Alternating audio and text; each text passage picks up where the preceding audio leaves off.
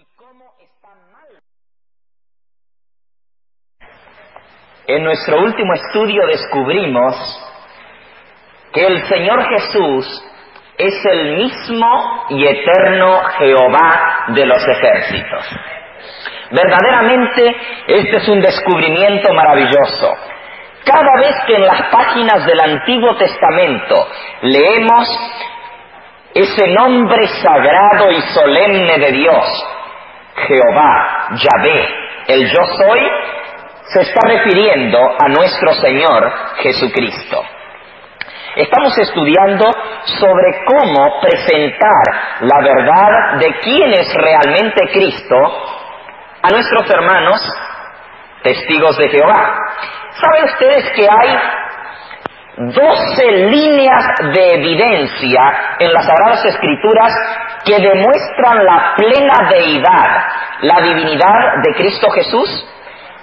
O sea que yo puedo tomar el tema de la divinidad de Cristo y presentarlo de 12 maneras distintas y siempre la conclusión será que Jesús es el mismo Dios. 12 maneras distintas. Se las voy a mencionar rápidamente, algunas de ellas, y entonces nos detendremos en otras. Ya algunas las hemos considerado en nuestro último tema.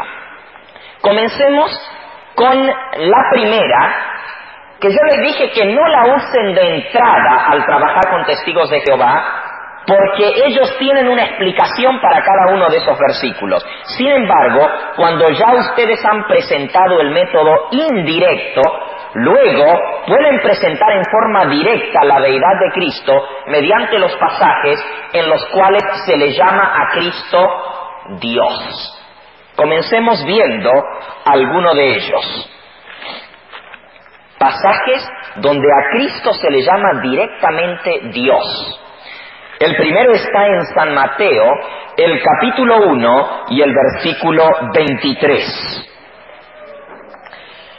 Todo esto aconteció para que se cumpliese lo dicho por el Señor por medio del profeta Isaías, cuando dijo: He aquí una virgen concebirá y dará a luz un hijo, y llamará su nombre Emmanuel, que traducido es Dios con nosotros.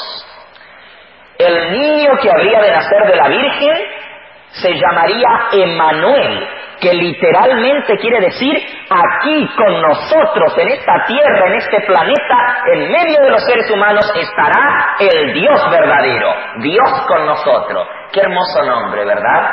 Emmanuel. Ahora, en un momentito más vamos a ver que los testigos de Jehová dicen que Cristo no es el Dios verdadero, sino simplemente un Dios.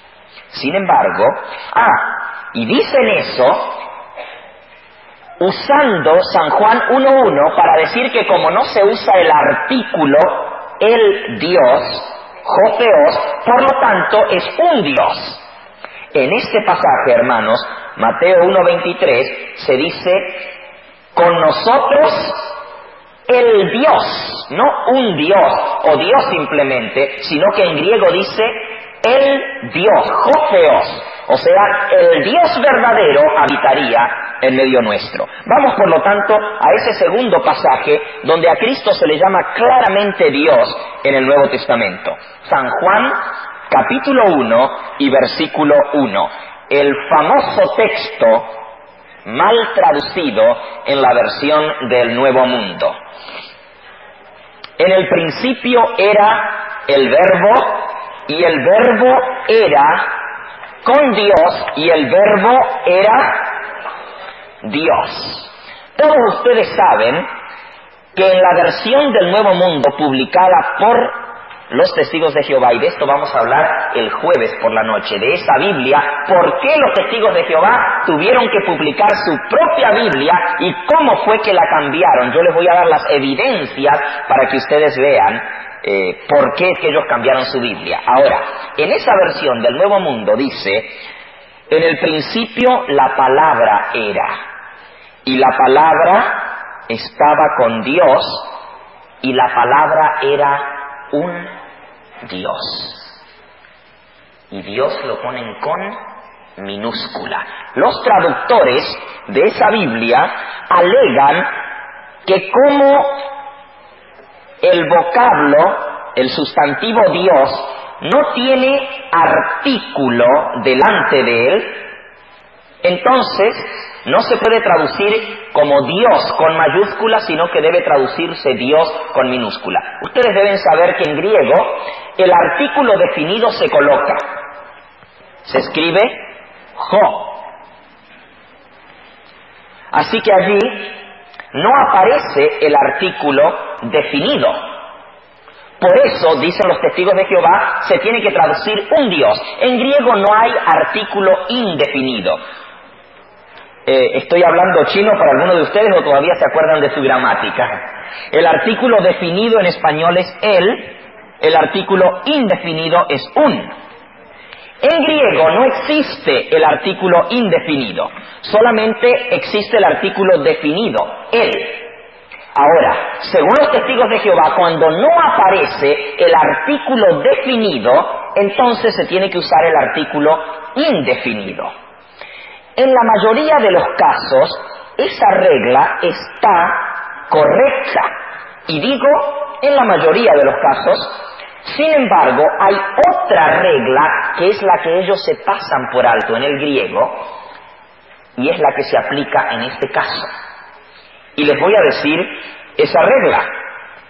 En un predicado nominativo, voy a pasar rápido este asunto porque sé que es un poquito difícil de comprender, pero les voy a dar los argumentos para que ustedes puedan defender la traducción correcta. En un predicado nominativo, o sea, donde se usa un sustantivo como predicado, cuando el predicado tiene un sustantivo, el sustantivo no necesita llevar artículo. ¿Por qué?